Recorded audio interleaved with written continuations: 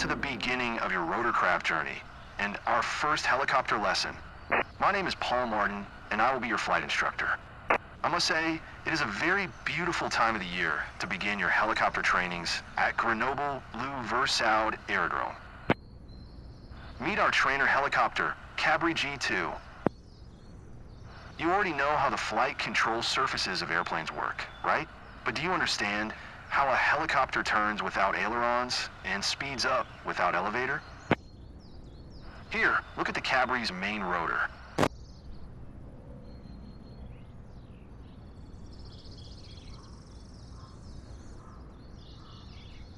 This is our main control surface.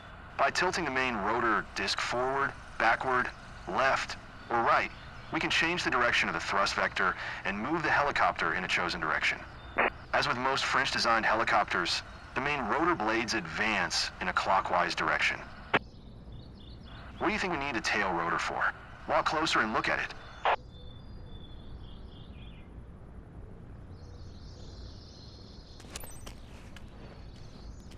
By changing the tail rotor's thrust, we can control the direction that the nose of the helicopter points.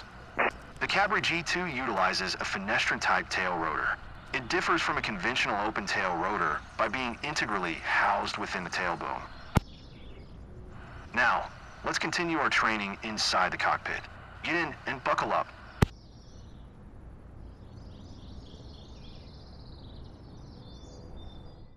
Welcome aboard. Don't be surprised that you're sitting on the right side. Unlike in airplanes, pilots typically sit on the right seat in helicopters. Now, let's make you familiar with the Cabri's flight controls. Look here, this is what we call the collective lever, or simply collective.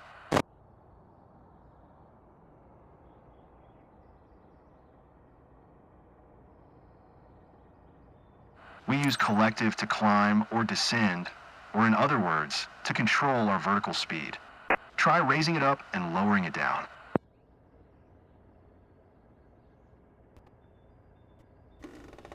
Make sure to leave it in the most downward position. Here's what we call the cyclic stick, or just cyclic.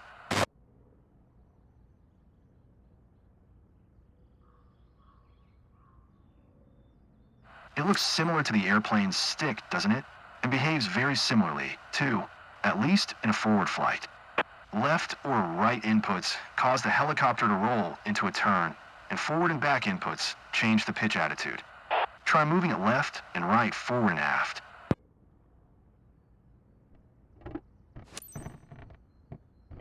On the top of the cyclic stick, you can see a cyclotrim knob. The Cabri uses a dual-axis electric trim, allowing you to completely release static forces in flight, both longitudinal and lateral. Try pushing the knob left and right, forward and aft.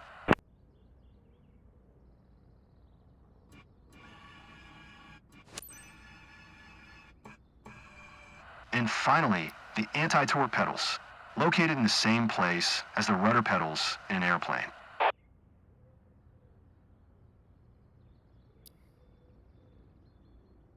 They serve a similar purpose, controlling the direction that the nose of the aircraft points. In a hover flight, they help you to control yaw and heading. But in forward flight, they serve the same purpose as in airplanes, adjusting the side slip angle. Try pushing the left and right pedals one after the other, and look at them in the process. Sounds pretty easy so far, isn't it? Let's have a look at the instrument panel. I am sure you've already spotted what we call the six-pack. 6 primary instruments all airplanes also have. Look at the altimeter, for instance. As you see, the ground elevation here is around 720 feet. An interesting fact related to altitudes. In forward flight, a helicopter can fly much higher than when it's hovering. After our hovering training, you will understand why it's like that. Now look at the airspeed indicator. What can we learn just by looking at it? You can see right away that the indications start from 20 knots. The caution range lasts up to 45 knots, and you should never exceed 130 knots airspeed. Why should we be cautious when flying slow? I will show why in our next training. Now, would you please look at the vertical speed indicator? It is very important to monitor VSI, especially on descent. if you descend faster than 300 feet per minute at low airspeed. You may settle your helicopter into its own downwash. This is called a vortex ring state, and it is an emergency situation you will eventually learn to deal with. But for now, simply get used to monitoring your VSI, just like you monitor altitude, airspeed, and engine parameters. Another thing to remember while flying is to keep the fuselage in the correct, streamlined position. For that, we monitor the turn coordinator ball just like we do in airplanes. Or the more sensitive indicator, the yaw string, just like we do in gliders. The ball and the yaw string should be kept in the center. We won't use other classic instruments much in our trainings because we will mostly fly by visual references.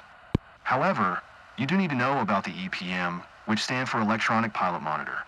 Let's start the engine and avionics to see it running.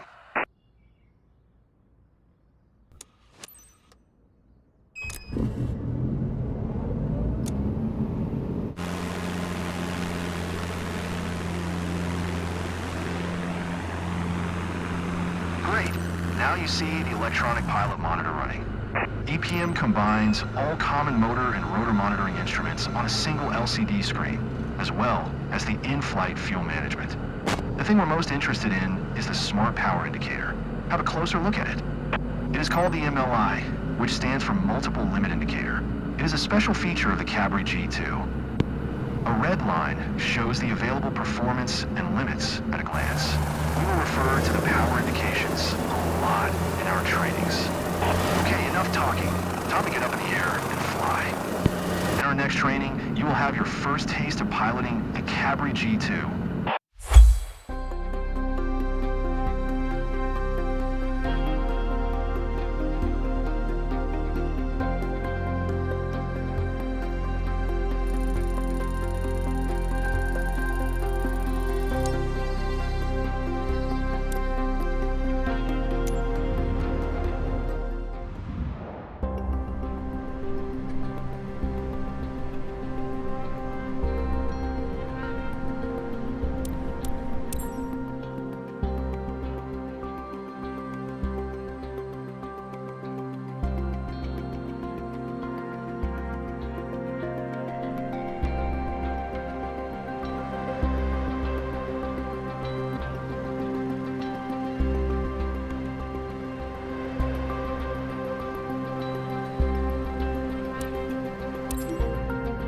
Here we are, flying along the Grezavauden Valley in the French Alps. Look around while I am piloting. On your left-hand side, you can see the Belladon mountain range. And on your right-hand side, there are the Chartreuse Mountains. Beautiful, aren't they? On the count of 3, I will give you control of the helicopter. Prepare to slightly push cyclic forward to maintain the correct attitude. 3, 2, 1. It's yours now.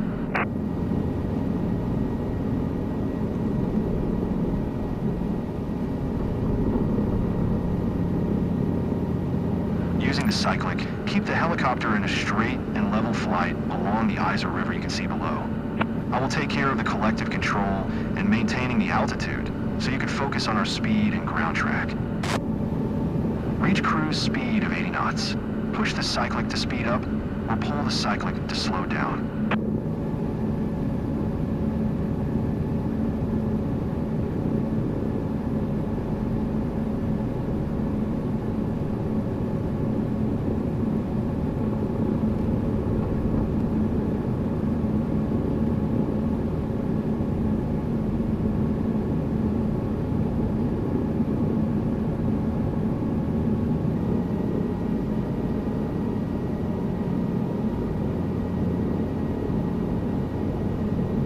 Flying straight until the river begins curving to the right.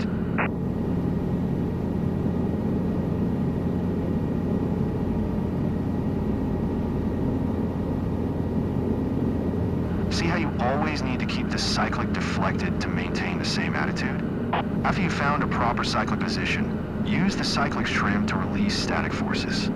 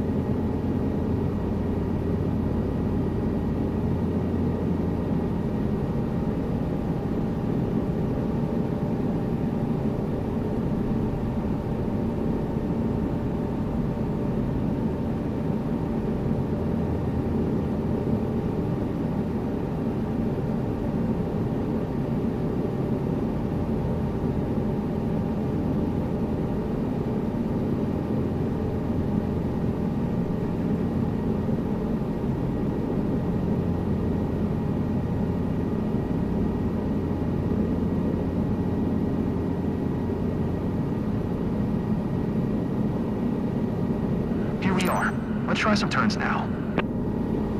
You see the river is turning right? Try to fly above the river and turn right together with its curve.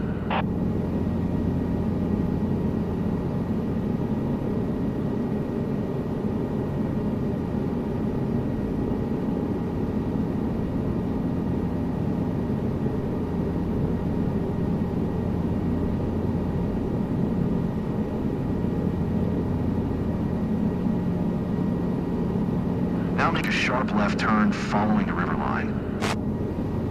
But this time try to make the turn coordinated. Don't forget to use pedals to avoid any slip and skid, just like in airplanes.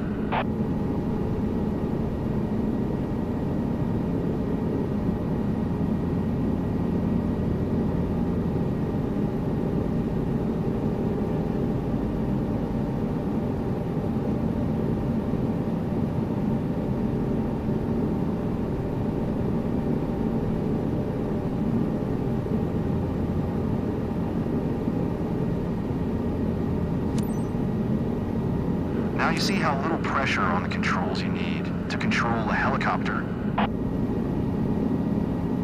Let's do something you never do in airplanes. Let's bring our airspeed to 0 knots. Gently pull the cyclic back until you reach 0 knots.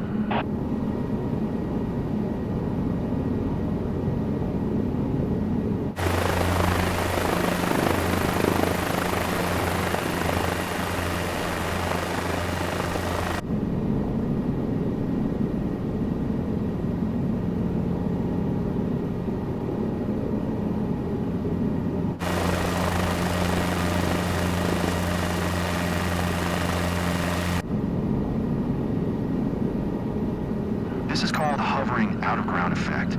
Feels interesting for airplane pilots, doesn't it? Keep the cyclic back to maintain 0 knots airspeed. Now try to use your trim to move the neutral position of your cyclic. You can trim the helicopter when you hover, when you climb, or when you're on cruise. This releases the forces on the stick and lets you better feel the controls. Nice. But just when you thought flying helicopters is all easy, I want to admit that currently I'm helping you stabilize our helicopter.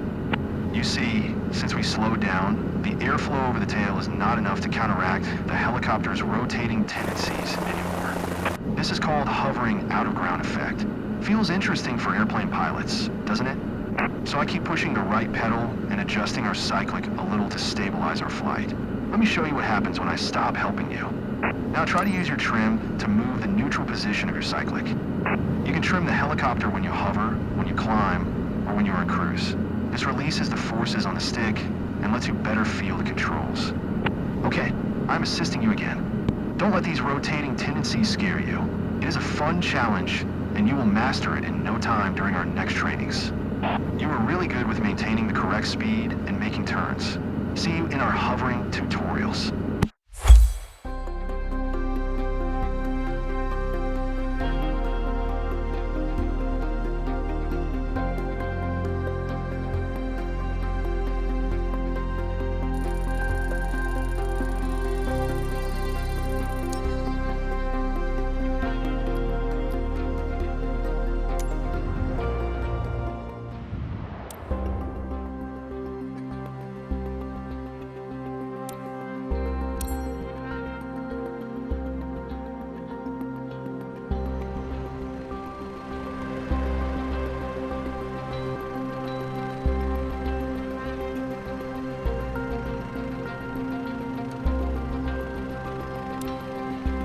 Welcome to our first hovering lesson.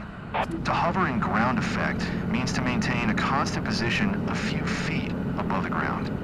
It is not as easy as it sounds. In fact, hovering a helicopter is challenging. I like trying to pat your head and rub your stomach at the same time. A helicopter has 3 highly sensitive controls, but at first I will be giving you only one control on time to handle. Your first control to master will be the collective lever. Remember, it is located on the left side of your seat. The collective controls your height above the ground. We will use it to take off to a hover. When you raise the collective control, the pitch angles of the main rotor blades increase. This increases lift and the helicopter climbs. When you lower the collective, pitch angles decrease. This decreases lift, so the helicopter descends. Easy, right? Another thing we'll need today is the EPM, which stands for Electronic Pilot Monitor. You might remember it from our previous lesson. Today we'll learn monitoring power percentage with a multiple limit indicator. The most important thing to remember about power indications is to never go over 100%. You can read more about that subject in the briefing notes.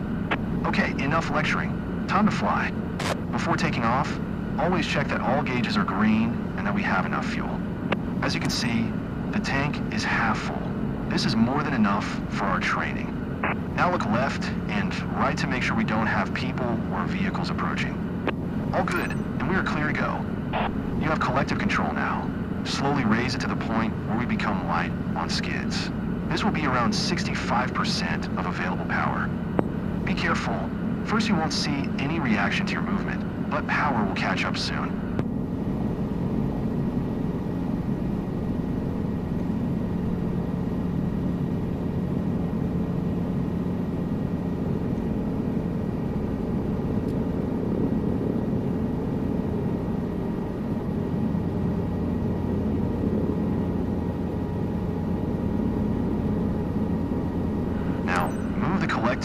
Just a little more to get to 2 feet altitude hover. And don't mind us moving laterally. Today I will take care of that.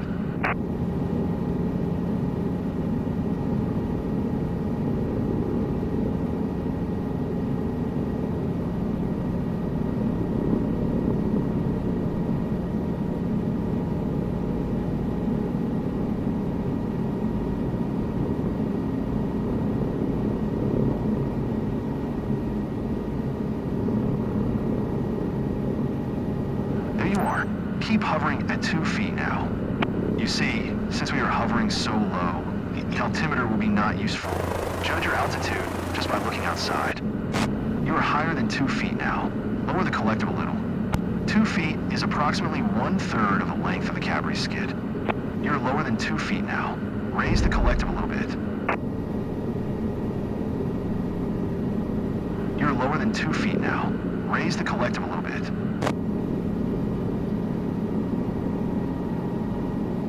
You're lower than 2 feet now. Raise the collective a little bit.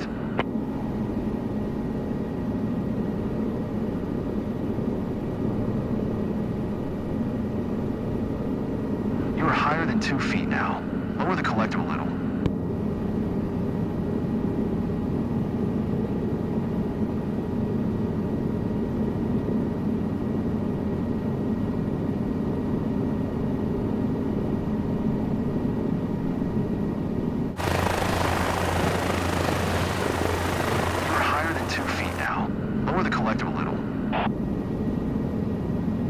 Lower than 2 feet now.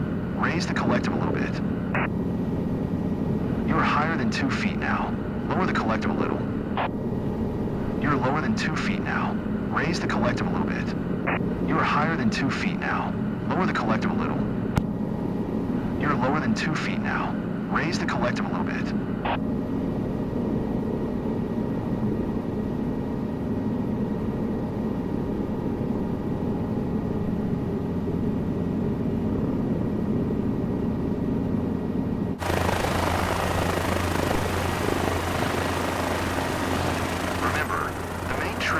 Challenge is to move the controls as gently as possible.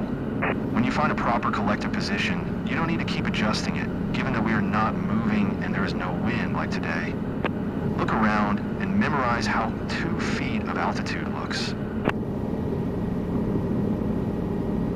Also, look at the power indications and memorize the number. This is the amount of power required for hovering and ground effect, and it depends on lots of factors such as our weight and the weather. But you may find it useful to remember this number for our training today. Now let's see how little you should increase power to hover at 8 feet altitude. Gently raise the collective just enough to get to 8 feet altitude and stop there.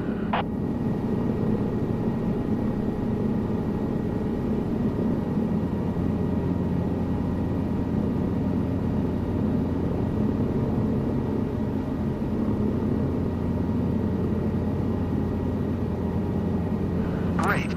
You're getting more and more confident with collective control. Keep hovering at 8 feet while I'm talking.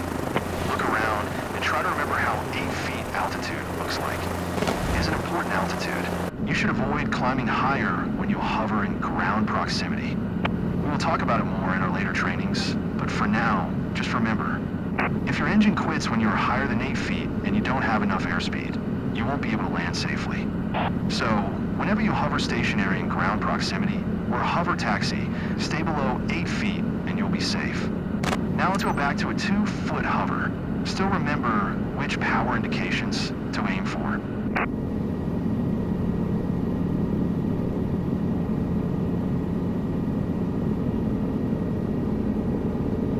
There you are. I can see that now you understand sensitivity and inertia of the collective lever much better. Our last objective for this training session is landing from a hover. Remember to always stabilize your hover at 2 feet altitude before touching the ground.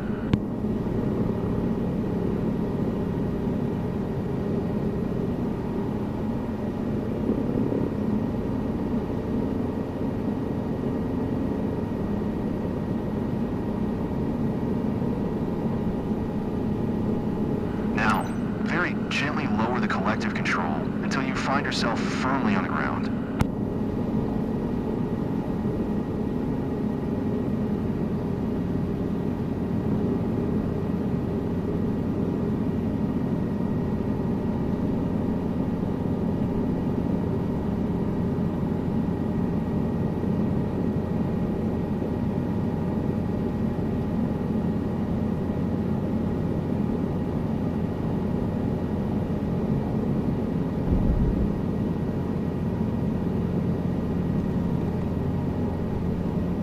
Congratulations. You just did your first landing from a hover. You mastered collective and hovering flight pretty well. Time to start mastering anti-torque pedals now.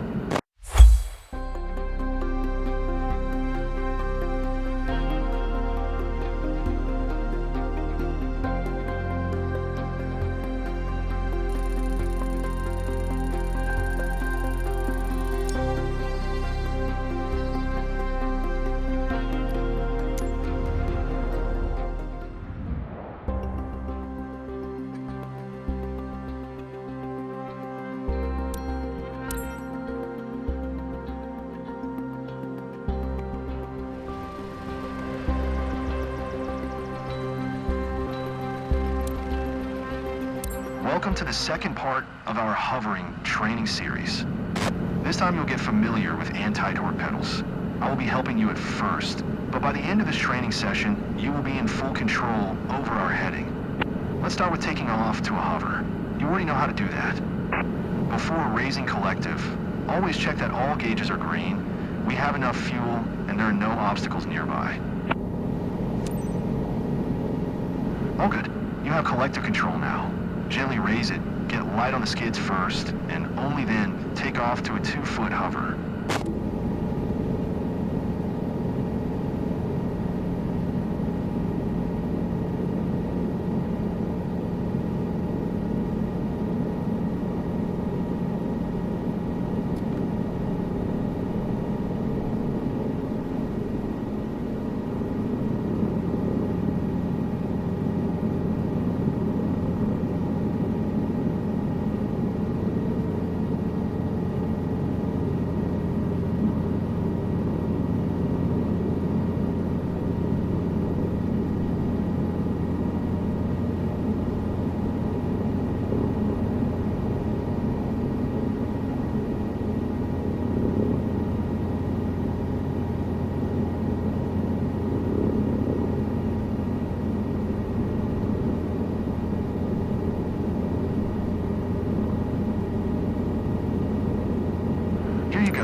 It is nice to see you are getting more and more confident with collective control.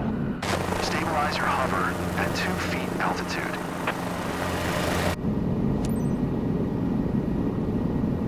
Let's move on to the anti-torque pedals now. Look, they're located in the same position as the rudder pedals in airplanes. They also serve a similar purpose, which is controlling the direction where the nose of the aircraft points.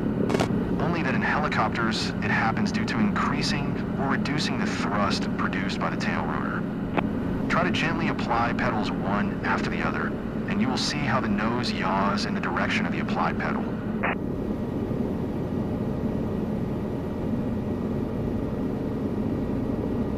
Easy, isn't it? Now try to turn toward the helicopter parking on your right-hand side. Apply the right pedal to start the turn, and the left one to stop at the required heading.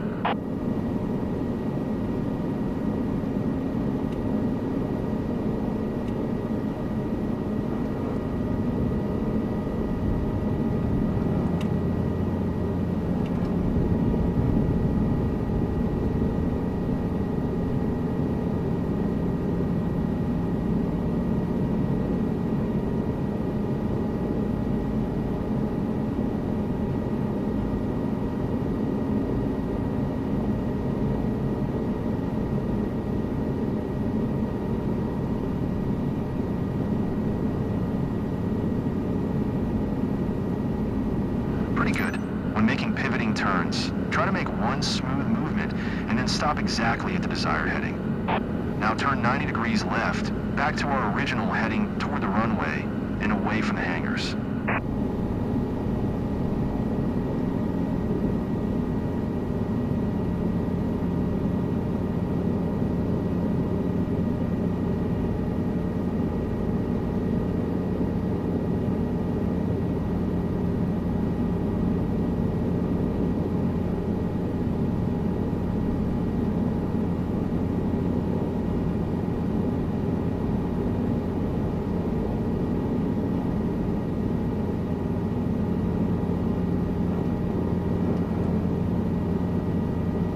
Easy, right? Keep in mind that we use pedals to make turns like that only when hovering. We call it a pedal turn. In cruise, we change the direction of flight using the cyclic stick, while pedals are used only for adjusting the side slip angle, like in airplanes.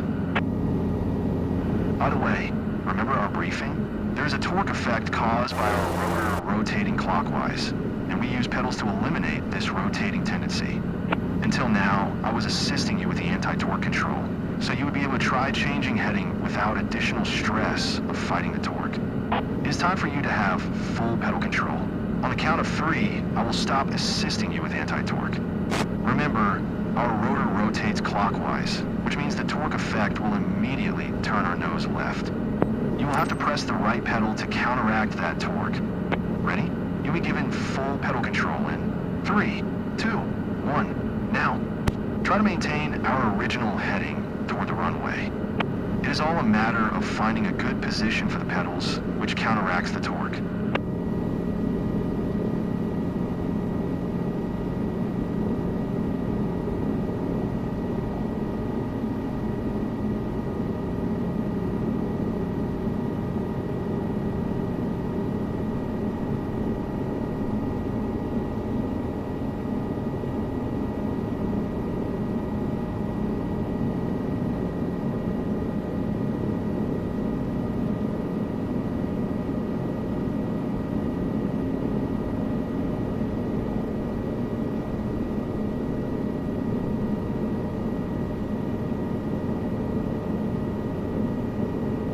You're doing good. Now, let's turn 90 degrees left toward the edge of the trees on the left-hand side. Yes, the helicopter will try to turn there itself as soon as you ease your right pedal pressure.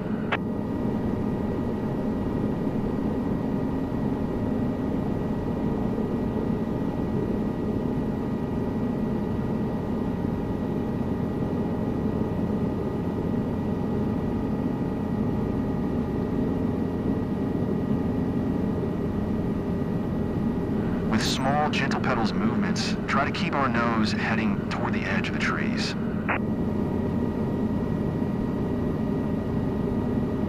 Good, you're getting better and better. Let's now slowly turn right all the way to the helicopter parking, which is behind our back now.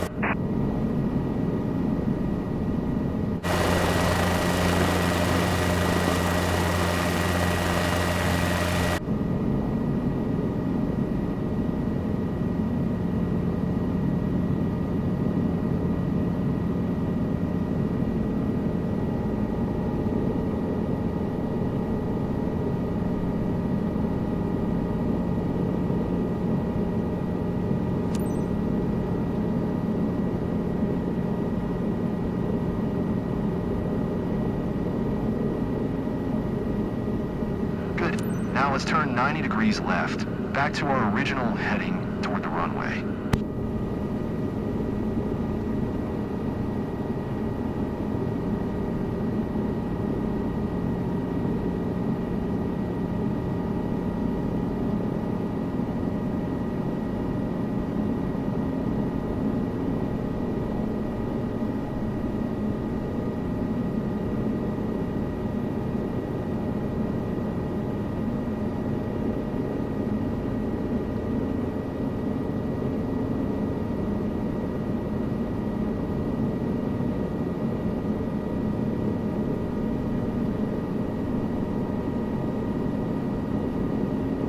Super. Now you know how to change and maintain heading with anti-torque pedals, as well as how to counteract the torque. I will now let you perform a little more advanced landing than last time. You will have control of both collective and pedals at the same time. First, fully stabilize your hover at 2 feet altitude. Carefully maintain your heading toward the runway. Always make sure you don't have any movement or yelling before you touch the ground.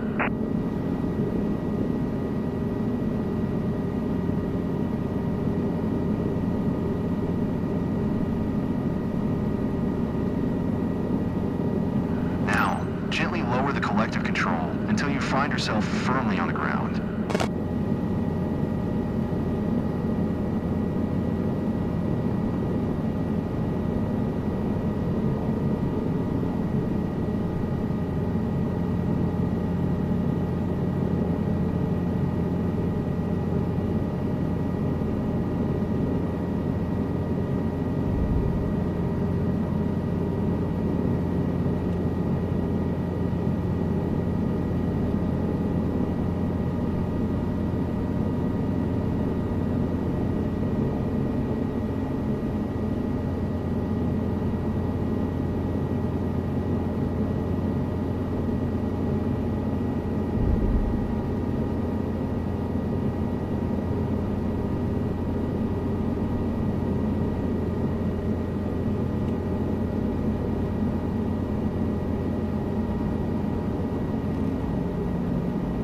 Congratulations. You landed while having full control over the pedals and collective. Way to go. Today you mastered anti-torque pedals. See you in our next training session dedicated to cyclic control.